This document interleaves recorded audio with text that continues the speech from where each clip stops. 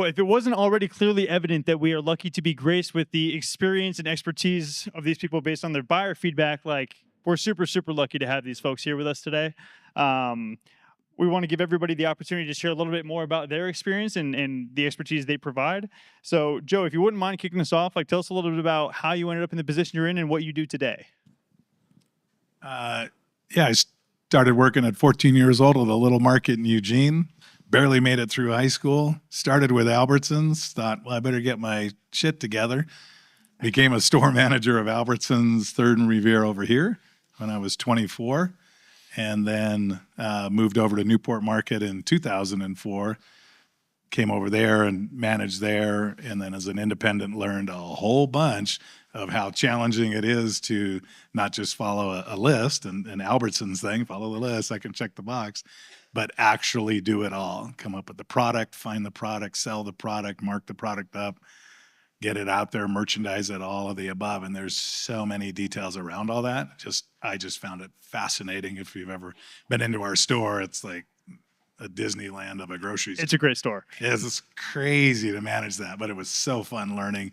Just when I thought I knew how to sell groceries, I joined Newport Market. Learned again. Awesome. John?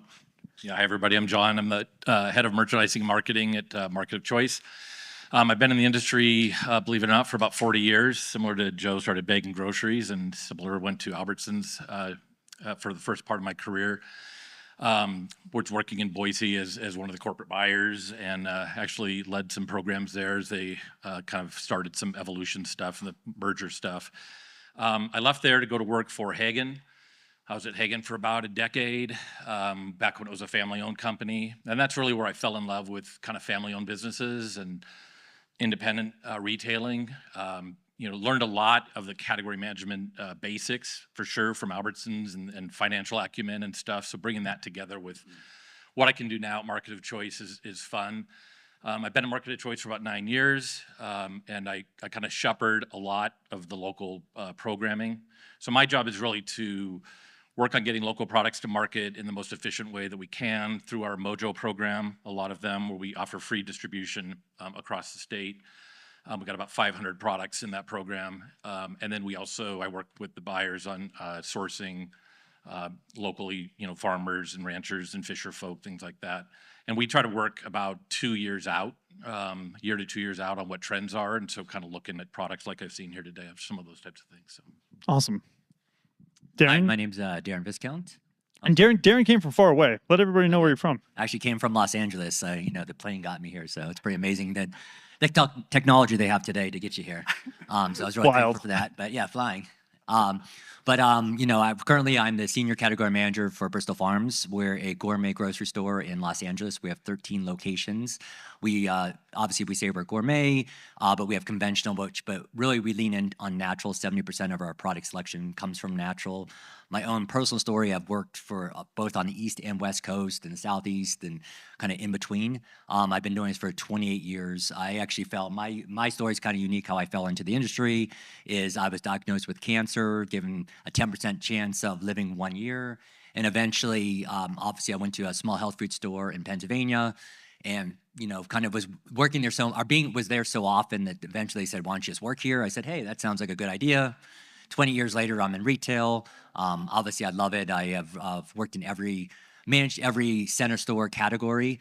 Currently, I manage the supplements, health and beauty, and OTC. My passion is obviously natural and supplements because I feel like they make the biggest impact on our customers and our guests.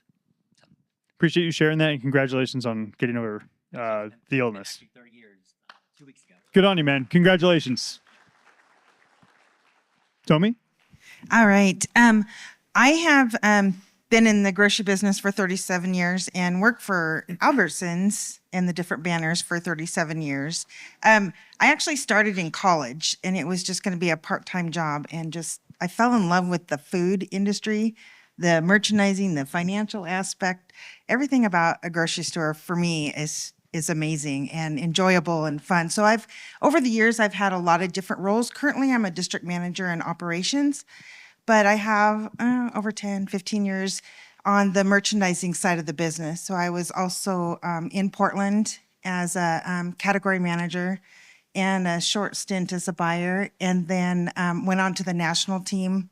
Most recently, spent a couple years there where we chose the assortment nationally for the stores. But the thing is we still have local relevance. So we have a team locally in Portland for the Portland division that looks at products like these, and that's where I'll share that information back with them on how we can be locally relevant in each of our markets. And currently district manager over Bend, I'm always looking for the local items. I go in and check out all these guys' stores to see how we can be just as locally relevant for our customers and what we can bring to the community. Love that prioritization of local. A little bit about me. My name is Kyle. I've been working in the natural food industry for about 12 years. Most recently with Kettle and Fire, I've been the senior director of sales there for the last 6. Previously, I've worked as a broker, import-export abroad. Been on the brand side a few times, done some national merchandising, so I've got a pretty varied experience in the industry. I also host a podcast, so I'm very much in my comfort zone right now, asking other people questions. So with that, let's go ahead and kick this panel off. Joe, first question will be to you, and then everybody else feel free to chime in. But what are some of the key trends that are currently shaping the retail landscape today, and how are you adapting your buying strategies to meet changing consumer demands? Okay. I don't know why I always have to go first. Yeah, I mean, I guess I would say, I don't know if it's so much changing. I mean, I feel like it's because we're constant in it, but the local it's not a change, but that is just growing over and over and over again. It's what kind of local can you bring is really a differential piece. It's getting really difficult. To be honest with you, because of, yeah. I was going to say why. Why is it getting difficult? Well, it's becoming difficult because if you look at mergers, right, they have the ability to, most companies can now buy from like UNFI and get from them the Tony's Fine Foods, United Natural Foods. They can get all these products at one place. So it's not as difficult to be special, right? So it's harder for someone like me to survive, or Market of Choice, Bristol, although you're getting bigger, because it's just easier for companies to go to one source and get a lot of product. Now you put in the fair, right? So the online purchasing distribution center of fair. Now you can just sit at home, clicking on your computer and outfit a store. So like you do those two things well, you're a pretty special market now, right? And so special kind of got a lot less special in one way. Totally. It's just hard to battle with that. So I know I kind of pivoted there, but it's just more of a challenge. So we have to find more local. We have to get out there more. We have to travel farther. We have to be more acceptant of unique products to just try to stay ahead of what I just mentioned with FAIR and UNFI as 2 examples. Yeah, it makes a lot of sense. Like the consolidation of distribution makes it more difficult to have a bespoke, curated local assortment, right? Because everybody's in the same distribution systems. Yeah, you could open a specialty store. There's a lot more to it, so don't kid yourself. But it is a lot easier to be special today than it was 10 years ago. Got it. Anybody else have an answer to this question? Yeah, just real quick. I think a couple things we're seeing, obviously, the economy is affecting how people, spend their food dollars and what share of wallet we're going to get as a retailer of that. They're definitely looking for value, and they're hyper aware right now about how value can be achieved, either through pricing that we can pass along deals from vendors or distributors, but also they're hyper aware about kind of shrinkflation and things getting smaller, and we're having to kind of deal with a little bit of the customer blowback on that and just how we manage that. On a good note, I see the economic situation kind of lightening a little, getting better a little bit. We're definitely seeing customers shift into lifestyle brands and lifestyle solutions. So food as medicine is becoming a pretty big thing right now. We're seeing a lot of things with adaptogens, a lot of zero proof, which was talked about earlier, and just people who are searching for gluten-free or organic or plant-based diets or flexitarian diets and things like that. And so that's where we're putting a lot of our focus right now is to Joe's point, kind of it really is all about people having the choices that they want for the lifestyle. And that's, I think, a way for us to continue to kind of differentiate in the market. I think that's a really good point, and you articulated what I see as a big friction in the industry right now, where there's these leading categories are super cool. They're emerging, they're fun, they're also expensive. And the emerging brands are having to pay that premium. And it's also harder for them to raise money in today's economic environment than it ever has been before. But to your point, consumers are looking for those trends and at the same time somehow trying to find value. So we're all in this really difficult position where we're trying to like develop these new companies, these awesome brands with these super unique attributes while somehow not charging more for food. So it's really, really difficult. And I appreciate your purview. Darren, anything that you want to add to that? I mean, I definitely agree with John is that, one of the driving categories, anything with functional foods, nootropics are huge for us right now. Our biggest growth category would be the non-alc drinks, so the social tonics. I think for us, we really leaned in on it because we really found that, everyone drinks something, whether it's water, alcohol, non-alcohol. And so we felt like, okay, that's going to, for our stores, it was going to get people a return customer, but they're feeling a difference. It's one of those things like we know we want good for you foods, but we also want things that are going to make us feel good on a daily and make us, kind of combining your supplements with your food is really kind of how we view it. So a lot of marketing has been behind that. They have a different brand story. They help with the attributes. So I think, social media has really driven that for us. So for our company, we spend a lot of times looking at TikTok. We look at Instagram, a lot of influencers. We even use our own influencers within our stores to make sure that we're kind of driving, getting past the ad. We still are trying to find value because I think the average customer finds value, but we're also trying to drive them and say, okay, well, yes, we can give you the value, but this is going to make a difference in your life. So that's kind of where our focus has been as a company. And as far as the traditional grocery store, I think what we're seeing is that value. That value is taking away the share of wallet for the traditional grocery store. So the value, whether it be financial, the cost of the product, or the value in how it makes you feel, the better for you products. So if they're coming in for those, the share of wallet is going down a little bit as far as which categories they're able to purchase from. So we're watching that real close as far as the pricing and the trends so that we can stay relevant with the customer as well. Yeah, I also like how you pivoted value to not just meaning dollars, but understanding like the better for you aspect of value. So I think that's a really important distinction. Next question for whoever wants to take it is, we've got a lot of entrepreneurs in this room, some emerging brands. What are some of the best practices you would recommend for emerging brands that are trying to break into the retail space? Sure. The one thing that I talk to entrepreneurs about is the very first thing you have to remember to be successful is you're getting into a business. A lot of entrepreneurs have passion and they've created a cool product. Their friends have told them it's cool. They're successful at the farmer's market. And they forget the fundamental fact that it's actually a business.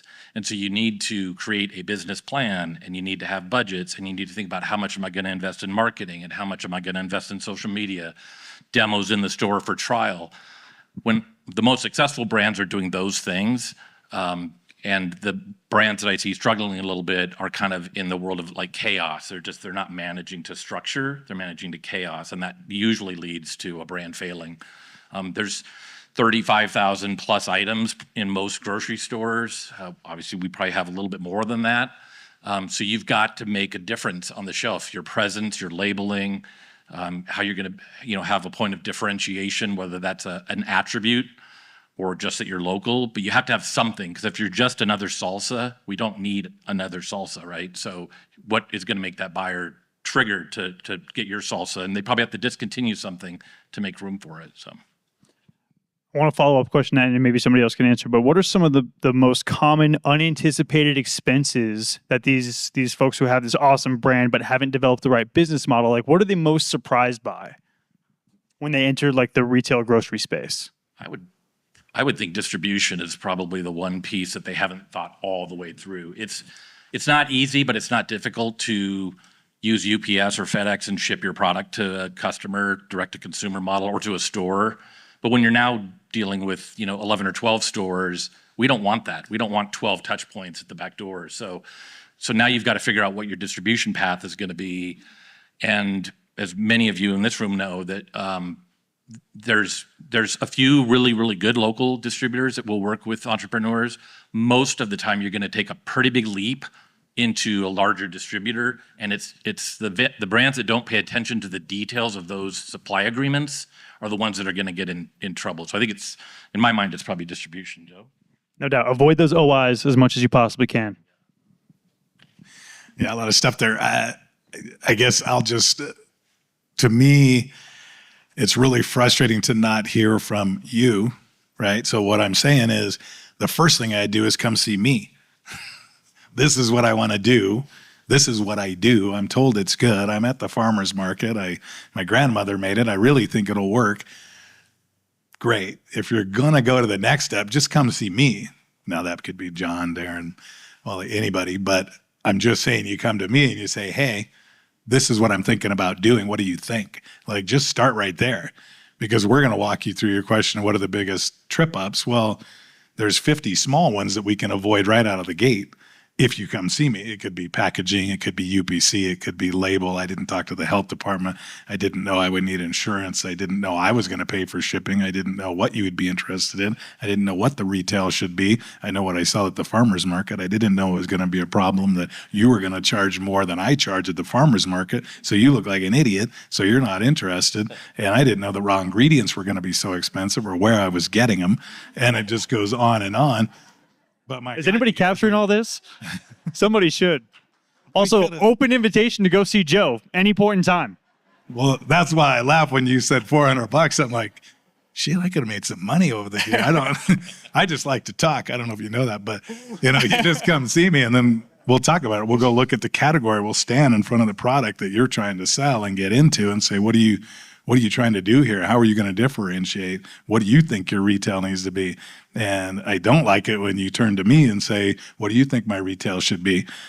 Because I'm like, I have no idea, because I have no idea what it costs you to do what you're doing, the packaging and the labels and your time. I mean, I'm not going to do the Walmart thing and say, you got to sell it to me for this, because you could spend a whole bunch of your life and your kids could move out and any number of things could happen. You could lose your house before you ever get the product onto the shelf. Maybe not the house, but get to me first so we can go through those things and then work it backwards to determine, is it even worth my time to do it? So I'll say that, then I'll keep talking, because I said I like to talk, which is get the product out there, right? Dana and I, we were talking during the break on that. Like, at a certain point, you got to jump and see how it works. Like, just get out there, get it going. So let's do those 50 things. Let's get it close enough, which is like insurance. I don't think I'm going to kill somebody with it, these kind of thing. And then let's jump and let's let the customer decide, right? And that's the hum kombucha, Jamie, if you're still in here. That's when I was looking at that SCOBY dripping in that juice. And I'm like, you're supposed to drink that? I was like, I don't know, but I do remember telling her, hey, Jamie, let's, if you can check these boxes, let's get it out there and let the customer decide. And I use that as an example again for her. I'm blowing her up. But that's just a great example. Like, I don't know about me, but let's try it. Let's let the customer decide. Right. So jump. Let's get in there and get going and be first. We want to be first, best, different. So come see me. I do have business cards here at the where you can come see me. But let's just get the conversation going, get the product selling, right? And then if you're really good, distribution is a big problem. And I'm going to turn you on to some other people that know more about that than me. But it is a big deal to go there. No doubt. Darren, Tomi, anything you want to add to some of the best practices for emerging brands? I think it's just understanding who you're talking to. How you're presenting to an independent retailer, a mom and pop, is completely different than a chain store. So oftentimes, like, people will come to me and they have the emotion. So for myself, I always look at myself as a buyer where I'm only looking at numbers. My responsibility is to grow sales. And so I probably don't get as involved with the emotional portion of it. Yes, I'd love to hear the brand story or the founder story, but ultimately I just want it to be simple. When you're presenting to them, I want to know what the promotions are, what's the area of distribution, like John was saying, who's going to be, whether the boots on the ground, how many demos you offer me. So just really the oversimplification, because, I always say when I'm working with brands, we're being exposed to hundreds of brands that are presenting to us every week. And, we don't have the time. I only look at, like, when someone sends me an email, I just see more work. And really what I want the email to look like is just a bullet point. Like, you don't need to ask me about my cats, my dogs, my family. For me, it's just like, how are you going to get it off shelf? Because the easiest thing to do is get on the shelf. The hardest thing to do is get off shelf. So I guess that's always just concise bullet point. But again, it's really who you're talking to, how often you're talking to them, and really just making their lives easier is the easy way to kind of talk to them. All right. I don't know if I have anything to add to all of that. I think the biggest, as far as the cost hurdle and surprise that I've seen is the cost of distribution, the cost to get it on the shelf, because it depends on what, at least for us, what category it's going to be in, where it's going to be located. So there's the costs associated with that.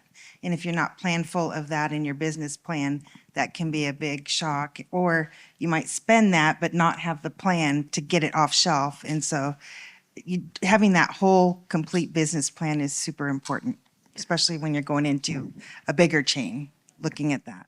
Totally agree. And then the distributors will decide we're going to charge an extra 2.5% for SSA, so this stuff happens. It's a tough world we live in.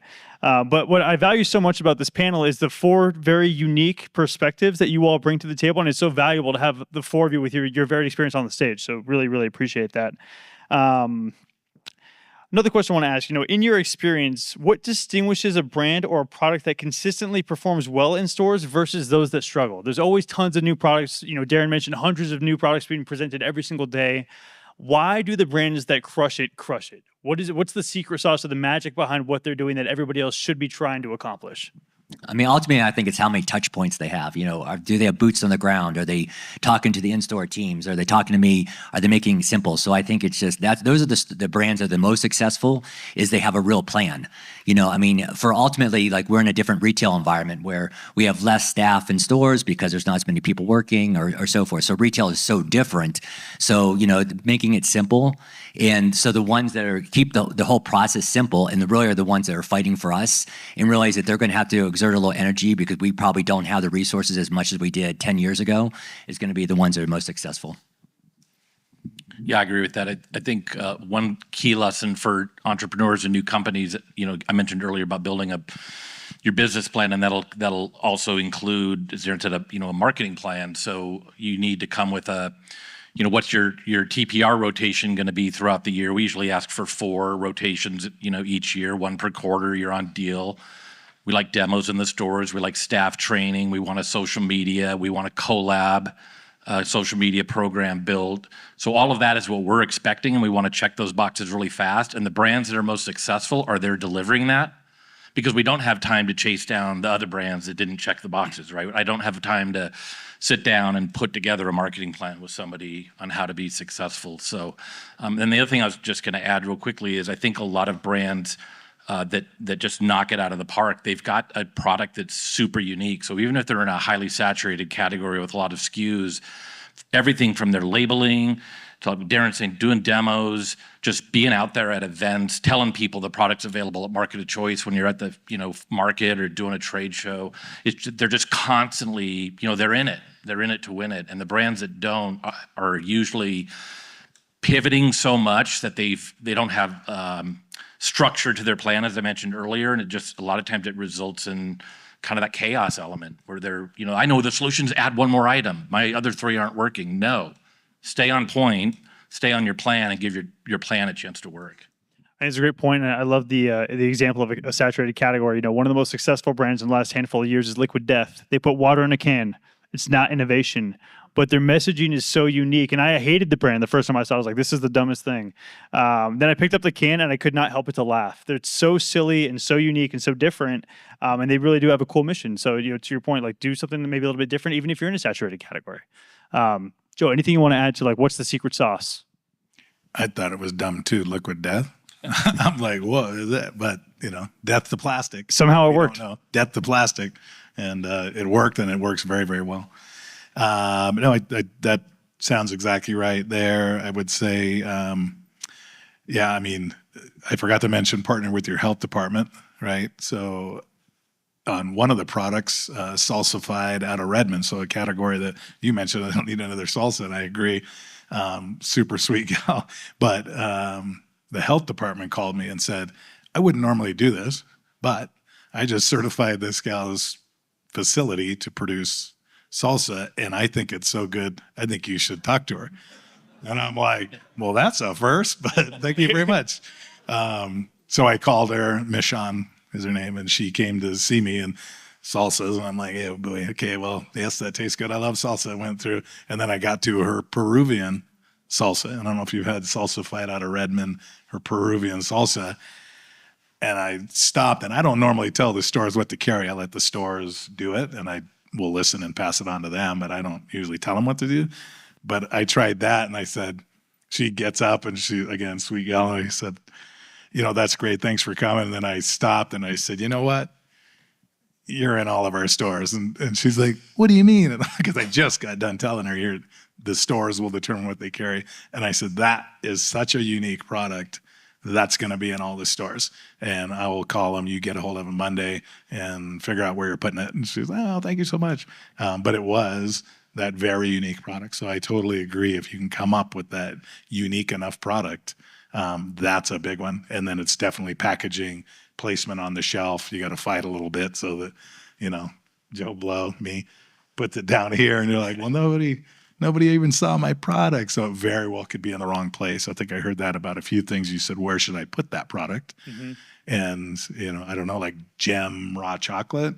That was one that was kind of a stumper. Does it go with the peanut butter or does it go with ice cream topping or where, and so that was a tough one to figure out. So sometimes it is simply just put in the wrong place.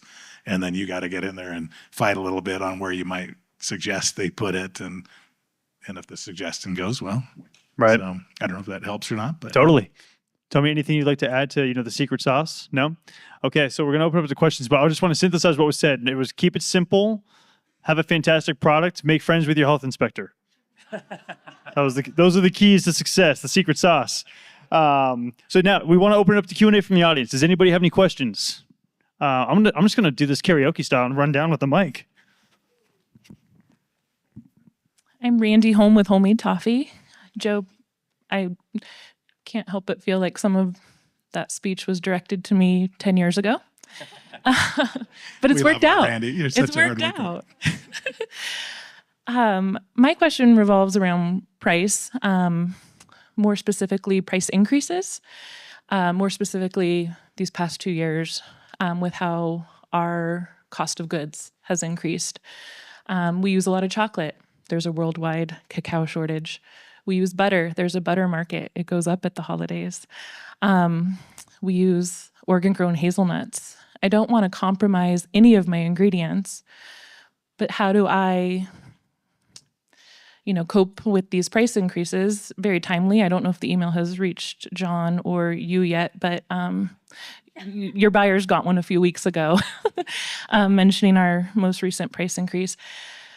While we do use really high quality ingredients and I don't want to compromise those, at what point is there a tipping point on our product? How do you guys feel about shrinkflation, me changing my packaging, me changing my ounces, or just going with what we have, which has sold so well for so many years to your customers and your demographic? I'd like to get your thoughts on, these most recent price increases happening more than they used to.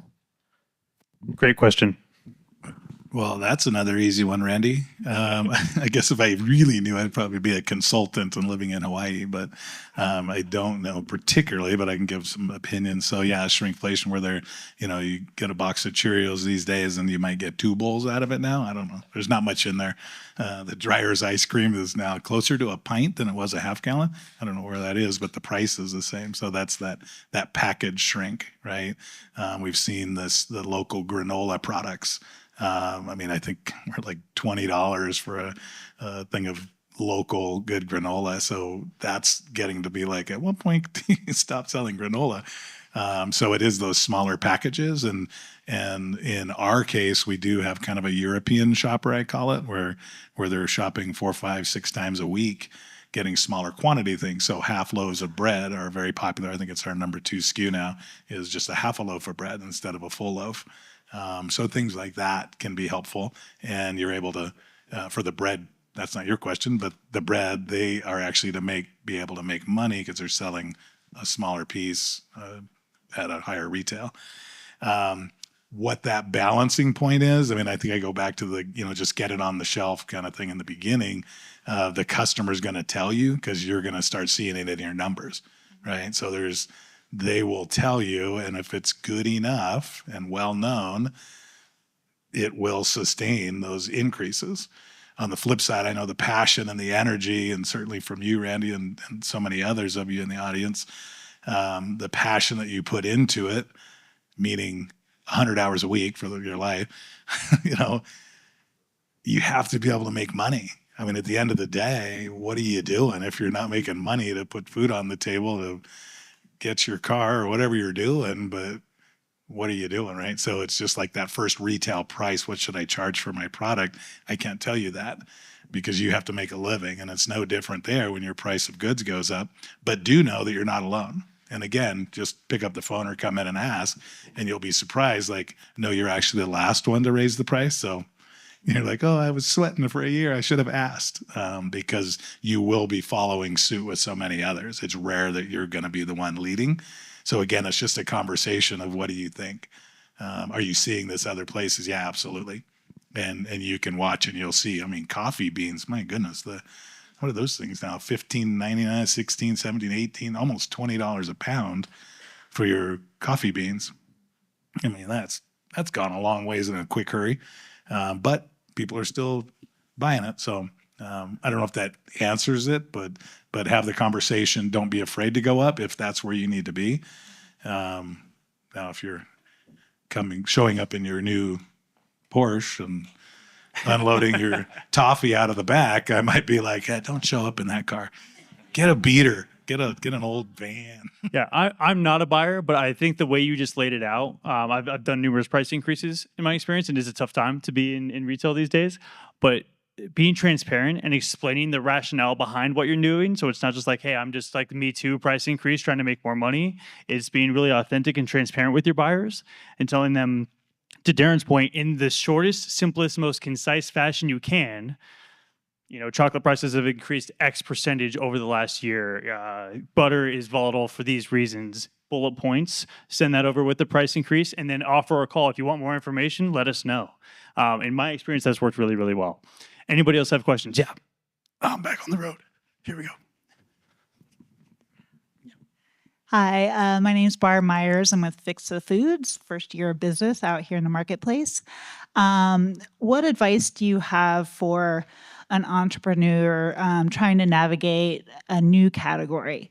For instance, is it better to be one brand of 50 in the refrigerated section or one first of its kind in the freezer? That's a tough call. As you know, we've talked, frozen is the hardest logistics right now, especially for local distribution. There just really isn't, a lot out there for options. And so that really ripples not just in distribution from manufacturer to storage somewhere to getting on a truck and getting to the store and the efficacy of the product holding up and everything like that. I think you have to weigh out what your brand mission and strategy is and let that guide you. If you can make the very best product in your mind and it has consumer, positive consumer feedback like you're getting from the Ben store or something like that, I'd stick to your plan because that's what you do and you do that really, really well. And then let's figure out the supply chain thing. I wouldn't pivot into a bunch of other categories because I can't make the frozen supply chain work because I think that would be hard on your brand long term, and I think it'd be hard maybe for customers to connect like, well, this shows up in all these different categories. And that's probably not what you want. You want to be something very special, right? As we've talked about. So I'd stick to your plan. I mean, I would just understand, the biggest challenge you're going to have is with buyers is helping them understand where it should be placed. They're going to feel it's that gray product. They're going to look at it like John was saying, is that you don't know where it goes.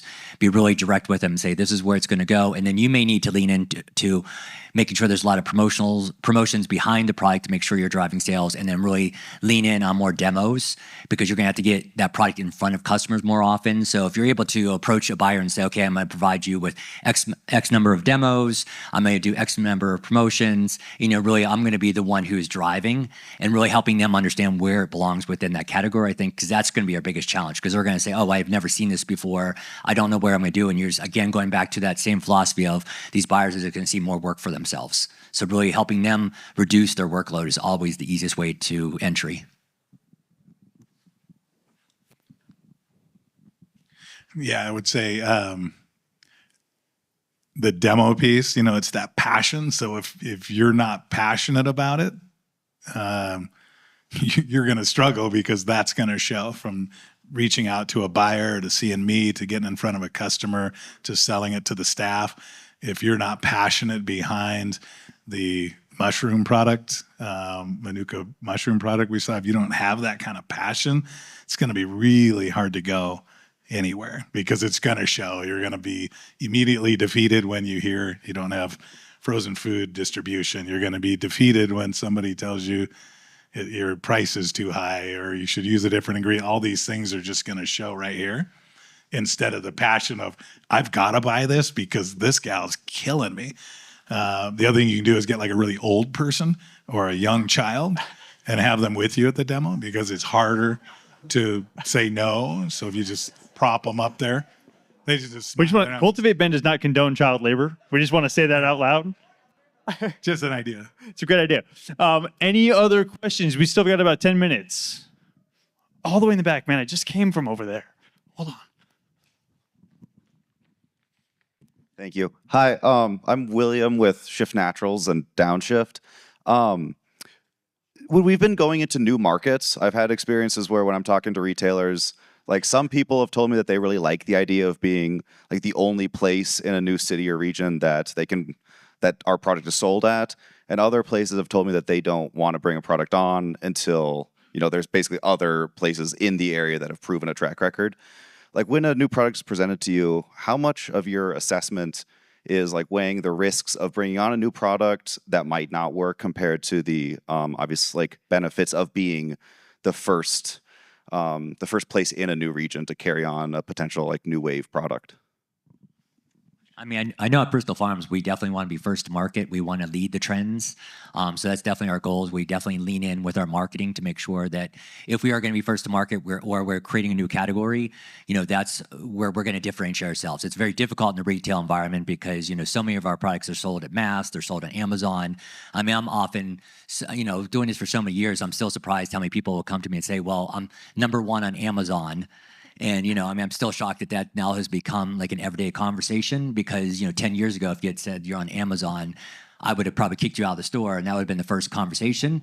So that's kind of why we have to lean in. And we're in a very competitive environment in Los Angeles or even here, or even up on the West Coast. And so really for us, first market is always going to be key because, we're going to definitely lead in on that because we tend to have a more educated customer. So it's really going to depend on what type of store you're going into. If your product's going to go into more of a conventional store, then it's going to be a little more challenging. But if you're going into more of a gourmet store like ourselves, we definitely would kind of lean in on that first to market. So that's what we want to hear. So we don't always look at that, but we definitely look at our competitors as well. We have a store called Erewhon, which we definitely utilize those because they have such a social media presence. So for us, we love seeing things first there because we're kind of utilizing their marketing.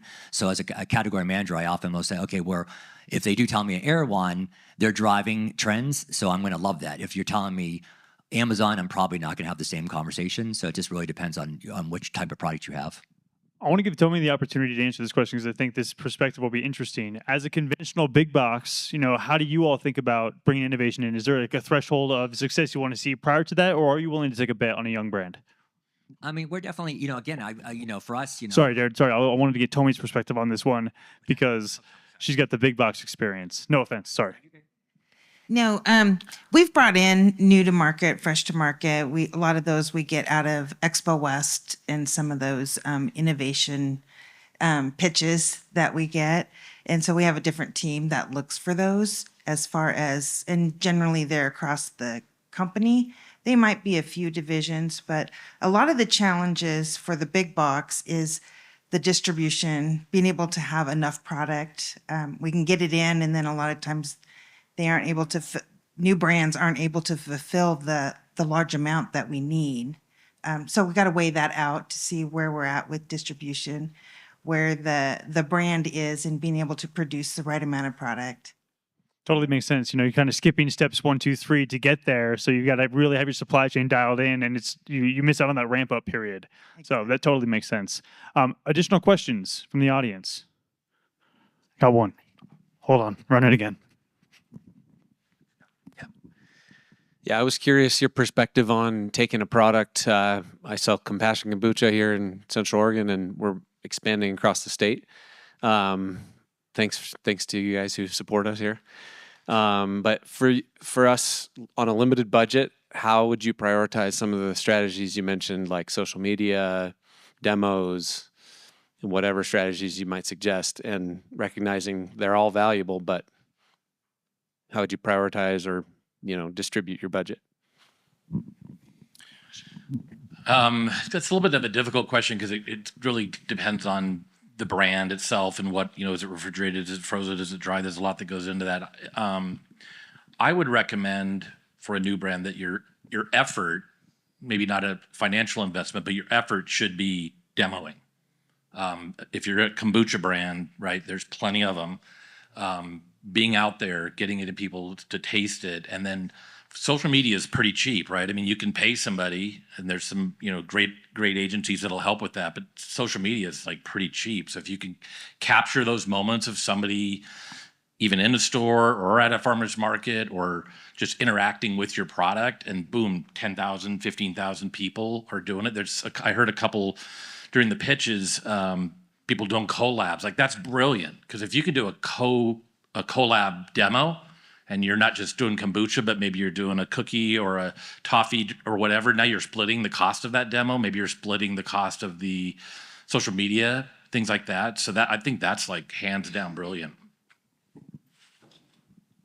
Yeah, that is hard because we don't know your company, but social media for sure, because if you're in the right avenues, you can get out there fairly inexpensively.